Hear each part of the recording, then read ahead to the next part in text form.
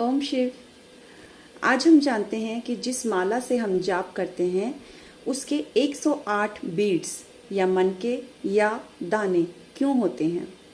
लेकिन इससे पहले मैं एक छोटी सी बात बताना चाहती हूँ कि हमें जब माला से जाप करना है तो उसकी विधि क्या होती है, माला से जाप कैसे करना चाहिए। सी दिस, ये है पंचमुखी रुद्राक्ष की 108 बीड्स की माला।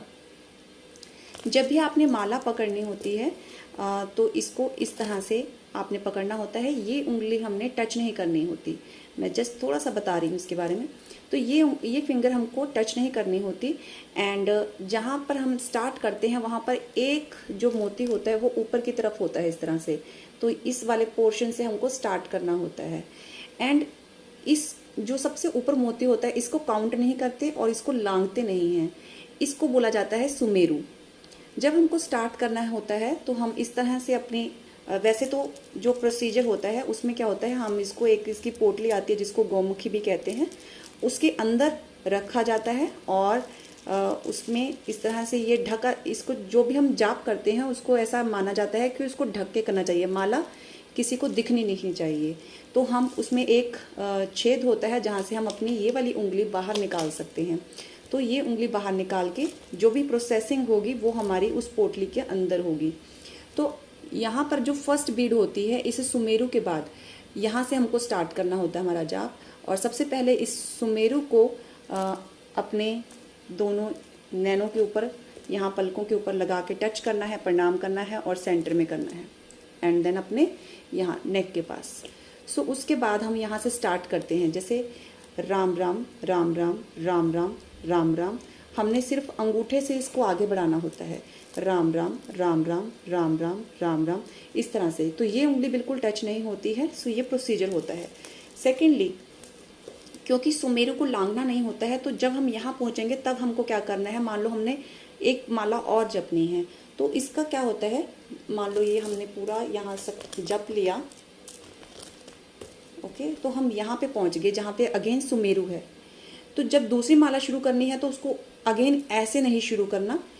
जब यहाँ पे लास्ट बीट पे पहुँच गए राम राम, तो इसको यहीं से इस तरह से पलट लेना है, अपनी उंगली में इस तरह से पलट लेना है। मतलब जहाँ से हमने एंड किया है वो अगेन फर्स्ट बन गया। तो फिर से शुरू करेंगे राम राम राम राम। एंड जब एक माला पूरी हो जाएगी फिर उसको इसी तरह से पलटेंगे अपने अंगूठे से, फिर इस तरह से रख लेंगे। सो ये तो प्रोसीजर होता है। अब हम बात करते हैं एंड पूरा करने के बाद अगेन सुमेरु को इस तरह से प्रणाम करके फिर आप इसको स्वच्छ जगह पर रख दीजिए। अब बात करते हैं कि 108 बीड्स क्यों होते हैं इस माला में, जाप माला में। तो जो आपको पता है, हम जब भी कोई मंत्र जाप करते हैं तो इनका संस्कृत में काफ़ी ज़्यादा इनकी महत्वता होती है। ये मोस्टली जो मंत्र होते हैं हम जो हिंदू धर्म में करते हैं वो संस्कृत में मंत्रास होते हैं। या हम किसी का भी नाम लेते हैं, राम है, कृष्ण है, कोई भी नाम लेते हैं तो ये हमारे गॉड एंड गॉडेसेस होते हैं। तो इनके नाम या मतलब जो संस्कृत में जो अक्षर यूज़ होते हैं और जो वर्ण यूज़ होते हैं उनकी संख्या जो होती है वो टोटल 54 होते हैं। अक्षर और वर्ण कुल मिलाकर 54 होते हैं। हर अक्षर के दो एस्पेक्ट होते हैं, एक होता है मेस्कुलिन और दूसरा होता है फेमिनिन, यानी कि एक पुरुष को डिनोट करता है, एक स्त्री को डिनोट करता है। यानी कि हम ये भी कह सकते हैं एक शिव और एक शक्ति। तो शिव एंड शक्ति, दीज आर टू, सो 54 वर्ण एंड अक्षर इंटू 2, जिससे हमको उनके दोनों तरह के एस्पेक्ट्स हमें मिल जाएं। तो हम दोनों उनके एस्पेक्ट्स को उजागर करते हैं ताकि हम जब भी मंत्र जाप करते हैं या कोई भी नाम जप रहे हैं तो उसके दोनों एस्पेक्ट्स हमको मिले, हम उनको उजागर, उनकी पावर्स को उजागर करते हैं। सो ये फर्स्ट रीज़न होता है कि इसकी जो 54 इंटू 2 दैट इज़ 108, इसके 108 बीड्स होते हैं। सेकेंड रीज़न क्या होता है, हमारी जो बॉडी होती है, हमारी इस बॉडी में कुल जो नर्व्स होती हैं वो तकरीबन 84,000 नर्व्स होती हैं। तो छोटी बड़ी जो भी नर्व्स होती हैं वो 84,000 नर्व्स होती हैं तकरीबन, नियर अबाउट। हर जो हमारी जो नसें होती हैं, ये नर्व्स होती हैं, इनकी इंटरसेक्शन होती है, ये होती है 54 टाइम्स। एंड 54 टाइम्स और दो नाड़ी होती हैं, ईदा और Pingala. Ida again masculine and feminine, इन दोनों एस्पेक्ट्स को डिनोट करते हैं। तो जब भी हम कोई भी मंत्र जाप करते हैं तो ये हमारे उन इंटरसेक्शंस को इन्वोक करते हैं और जो उनकी मैस्कुलिन एंड फेमिनिन पावर्स होती हैं वो इन्वोक होती हैं। हमको पता नहीं होता, लेकिन हमारे हर बीट के जाप से वो जो 54 इंटरसेक्शंस हैं into 2 Ida and Pingala, that is again 108, तो वो इन्वोक होती हैं और हमारी बॉडी से वो एनर्जी पैदा होने लगती हैं जो हमको मन की शांति, तन की शांति, स्पिरिचुअल फील करवाती हैं। So this was the second reason. Third reason होता है, इसको एस्ट्रोलॉजिकली भी हम देख सकते हैं कि जब हम एस्ट्रोलॉजी की बात करते हैं तो हमारे जो एस्ट्रोलॉजी है उसमें 27 नक्षत्र होते हैं, 27 नक्षत्र। कभी आपको जिन लोगों ने मुझसे कंसल्टेशन ली है तो मैं उनको बताती भी हूँ कि उनका जन्म किस नक्षत्र में हुआ है, तो और किस चरण में हुआ है, उस नक्षत्र के कौन सा चरण में उनका जन्म हुआ है। तो 27 नक्षत्र होते हैं और 4 चरण होते हैं हर एक नक्षत्र के। जैसे कोई भी एक नक्षत्र है, मान लो चित्रा नक्षत्र है तो उसके 4 चरण होंगे, उत्तरा फाल्गुनी है तो उसके 4 चरण होंगे, इसी तरह से मूल है तो उसके 4 चरण होंगे। तो हर एक नक्षत्र के 4 चरण होते हैं। तो 27 × 4 यू विल अगेन गेट 108।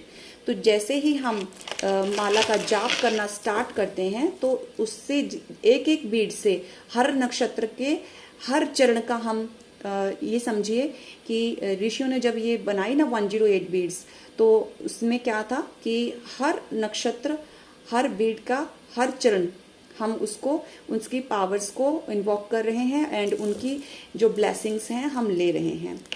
तो नेक्स्ट जो इसमें एक और रीज़न है इसके 108 होने का, वैसे तो बहुत सारे कारण हैं लेकिन मैं अभी यहाँ पे 4 स्पेसिफाई कर रही हूँ। चौथा जो कारण है एस्ट्रोलॉजिकली उसको हम देखते हैं तो हमारी जो कुल राशियां होती हैं, जो जॉडिक साइन आप देखते हैं, मेष है, ठीक है, इसी तरह से सारी 12 राशियां होती हैं मीन तक। तो मेष से मीन तक जो 12 राशियां होती हैं और हमारे जो कुल ग्रह होते हैं जिनको हम एस्ट्रोलॉजिकली देखते हैं वो 9 ग्रह माने जाते हैं, नवग्रह जैसे आपने सुना होगा। तो हमारे पास कितने हो गए? 12 हमारी जो राशियां और इंटू 9, तो 12 × 9 दैट इज 108। यानी कि जैसे जैसे हम हर एक बीड को जाप करते जाते हैं, माला जपते जाते हैं, तो हम हर राशि के लिए हर ग्रह को इन्वॉक कर रहे हैं कि अपनी ब्लेसिंग्स हमें दें। तो इस तरह से हर राशि के लिए जो भी राशि उनके ग्रह हैं तो वो उनको आशीर्वाद दें, ये उसके लिए हम 12 × 9 दैट इज़ 108 बीड्स।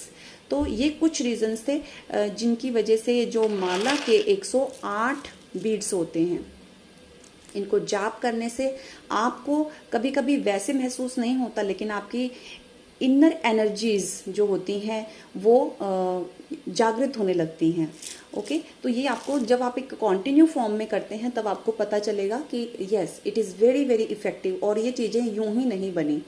तो जो माला के जाप होते हैं उन वो भी कई तरह की माला होती हैं। जैसे ये मेरे पास जो है ये पंचमुखी रुद्राक्ष है, तो इसको नॉर्मली हम जाप के लिए यूज़ कर लेते हैं। अगर हमारे पास कोई और अवेलेबल नहीं होती है तो this is for everything universal, जिसको हम यूज़ कर सकते हैं।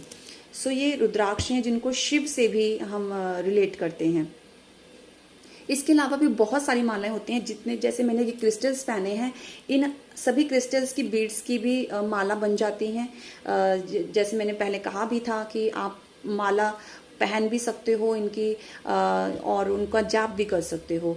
उनके ये ग्रहों के अकॉर्डिंग हो जाती है। जैसे टर्क्वाइज की माला हो जाती है, या इविल आई की माला होती है, एमेथिस्ट की माला होती है। इसके अलावा तुलसी की माला है, कमलगट्टे की माला है, और मूंगा की माला होती है, सिट्रिन की माला होती है।